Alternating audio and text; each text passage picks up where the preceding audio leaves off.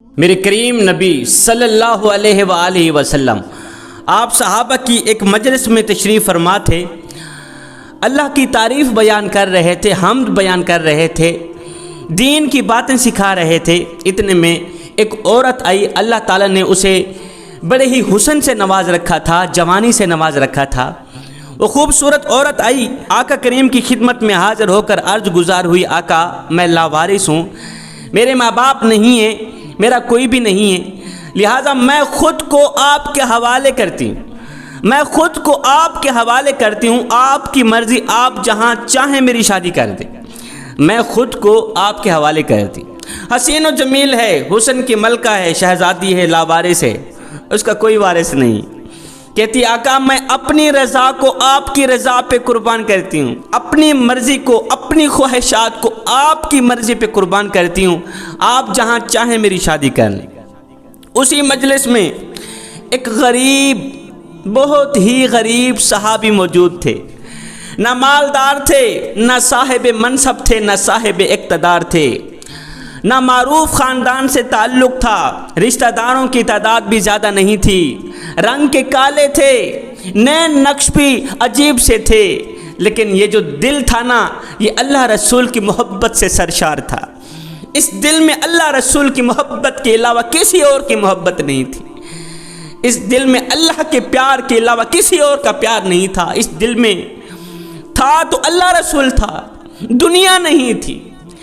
روزانہ غربت کی حالت میں پھٹے پرانے کپڑے پہن کر آتا، آقا کریم کی خدمت میں بیٹھتا، علم سیکھتا، دین سیکھتا، آقا کریم کی صحبت سے فیض یاب ہوتا۔ جب اس عورت نے کہا نا آقا میں خود کو آپ کے حوالے کرتی ہوں، آپ جہاں چاہیں میری شادی کر لیں، تو یہ غریب صحابی اٹھ کھڑا ہوا، کہنے لگا آقا قربان جائیں آپ کے نام پر، یہ بھی لاوارث ہے، میں بھی لاوارث ہوں، کیوں نہ اس کی شادی میرے ساتھ کر دو، اس کا نکاح میرے ساتھ کر دو، میں اسے عزت دوں گا، میں اس کا خیال رکھوں گا۔ میرے نبی نے فرمایا شاباش، عورت کو عزت دیا کرو، عورت کا خیال رکھا کرو، عورت کی ضرورتوں کو پورا کیا کرو۔ اچھا انسان ہے وہ جو اپنی فیملی پہ خرچ کرتا ہے، بہت ہی اچھا انسان ہے وہ جو اپنی فیملی کو عزت دیتا ہے۔ میرے نبی نے فرمایا اس طرح کر، تیرے پاس کوئی ایسی چیز ہے جو کہ تو حق مہر ادا کر تاکہ میں اس عورت کا تیرے ساتھ نکاح کر دوں۔ اس شخص نے کہا آقا میرے پاس تو کچھ بھی نہیں، میرے پاس تو کچھ بھی نہیں، میں تو صبح کو کھاتا ہوں شام کے لیے نہیں ہوتی، شام کو کھاتا ہوں صبح کے لیے نہیں ہوتی، میں تو اتنا غریب ہوں۔ میرے نبی نے فرمایا اس طرح کر، گھر جا، اپنے گھر میں سونے کی نہیں، چاندی کی نہیں، پتل کی نہیں، لوہے کی ایک انگوٹھی لے کر آ، اس کا حق مہر ادا کر تاکہ تیرا نکاح ہو جائے۔ آپ کیا سوچ رہے ہیں کہ میرے نبی نے یہی فرمایا ہوگا؟ اس کے نام پہ ایک مربع زمین کروں گا، یہ خوبصورت ہے، حسن کی ملکہ، شہزادی ہے، اس کے نام 5 مرلے کا پلاٹ کروں گا، اس کے نام گھر کروں گا، جائیداد کروں گا، تجھے 10 تولے سونا دینا پڑے گا، 5 تولے زیور دینا پڑے گا۔ نہیں نہیں نہیں نہیں، میرے نبی نے سونے کی انگوٹھی کی بات نہیں کی، چاندی کی بات نہیں کی۔ میرے نبی نے فرمایا جا، تیرے گھر میں کوئی ایک آدھی لوہے کی انگوٹھی ہو تو لے کر آ، اس کا حق مہر ادا کر تاکہ تیری اس سے شادی ہو جائے۔ یہ صحابی گھر جاتا ہے، ہاں غربت نے گھر کو لپیٹ رکھا تھا، امیری کا جنازہ نکل گیا تھا، غربت عروج پر آ گئی تھی۔ غربت کا حال یہ تھا کہ سارے گھر میں، پورے گھر میں لوہے کی ایک انگوٹھی نہ ملی، خالی ہاتھ واپس آ گیا، آقا انگوٹھی نہیں ملی، میرے پاس ایک چادر ہے، اگر کہیں تو آدھی چادر میں رکھ لیتا ہوں، آدھی چادر حق مہر میں ادا کر دیتا ہوں۔ میرے نبی نے فرمایا پھر تو کام نہ بنانا۔ میرے نبی نے فرمایا آدھی چادر نہ آپ کے کام آئے گی نہ اس کے کام آئے گی۔ اس شخص نے کہا آقا پھر نکاح کرنے کی میری حیثیت نہیں، اس لیے کہ میرے پاس تو حق مہر ادا کرنے کی کوئی چیز نہیں۔ وہ صحابی بیٹھ گیا، آقا کو تکتا چلا جا رہا ہے، کیونکہ اس دل میں محبت تھی تو صرف اللہ رسول کی محبت تھی۔ علم سیکھنے بیٹھ گیا، پھر تھوڑی دیر بعد جب اٹھ کر واپس جانے لگا تو میرے نبی نے فرمایا صحابی ادھر آؤ نا، صحابی ادھر آنا، اور تو کیوں خالی ہاتھ واپس جا رہا ہے؟ اور تجھے پتہ نہیں یہ در کون سا در ہے؟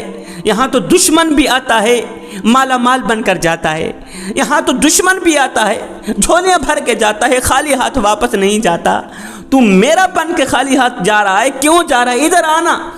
صحابی دوڑتا ہوا آیا، جی آقا، میرے نبی نے فرمایا یہ بتا تجھے قرآن مجید کی کچھ آیتیں آتی ہیں؟ کہا جی آقا، فلاں سورت بھی آتی ہے، فلاں سورت بھی آتی، فلاں سورت بھی آتی۔ میرے نبی نے فرمایا اس طرح کر، تیرا نکاح بھی کر دیتے ہیں، اسے لے جا اپنے گھر کی زینت بنا، انشاءاللہ یہ عورت تیرے گھر کو جنت کا ٹکڑا بنا دے گی، لیکن شرط یہ ہے اسے یہی 4 صورتیں سکھا دینا، تیرا حق مہر ادا ہو جائے گا۔ جو صورتیں تجھے آتی ہیں نا قرآن مجید کی، وہ اس عورت کو سکھا دینا، تیرا حق مہر ادا ہو گیا۔ شادی ہو تو ایسی ہو، کیسی شادی ہے؟ اور قرآن سے بڑھ کر بھلا کون سا خزانہ ہو سکتا ہے؟ قرآن سے بڑھ کر اور کون سا زیور ہو سکتا ہے عورت کے لیے؟ قرآن سے بڑھ کر اور کون سی دولت ہو سکتی ہے؟ مگر آج کل تو معاملہ بہت ہی الٹ ہے۔ آج کل تو مال و زر کو فوقیت دی جاتی ہے، مال و زر کو دیکھا جاتا ہے، لڑکے والوں کے پاس پیسہ بھی ہے یا نہیں، مال بھی ہے یا نہیں، اور جائیداد والے ہیں، فیکٹریوں والے ہیں، پیسوں والے ہیں، وہ ڈاکٹر بھی ہے، انجینئر بھی ہے، وہ پیسوں والا بھی ہے، وہ جائیداد والا بھی ہے۔ میں نے کہا میاں وہ ڈاکٹر بھی ہے، وہ انجینئر بھی ہے، وہ سب کچھ ہے، یہ بتا کہ وہ انسان بھی ہے۔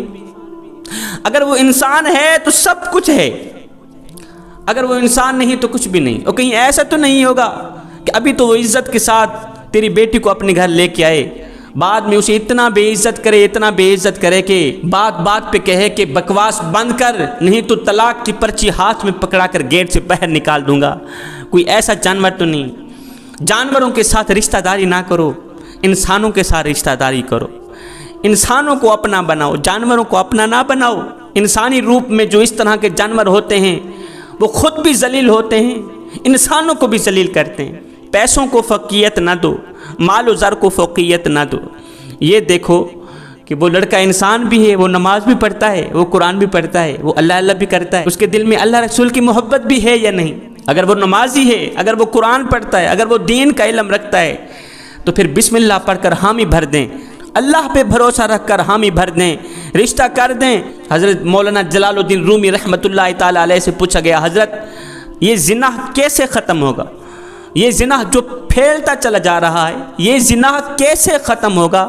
حضرت مولانا جلال الدین رومی رحمۃ اللہ تعالیٰ علیہ نے آگے جواب دیا کہ شادیوں کو آسان کر دو، زنا خود بخود ختم ہو جائے گا۔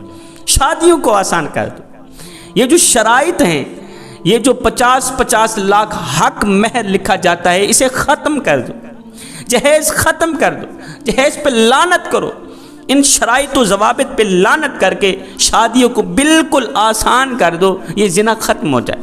جب زنا ختم ہو جائے گا پھر ہر ایک انسان کے دل میں دنیا کی محبت نہیں رہے گی، اللہ رسول کی محبت رہے گی۔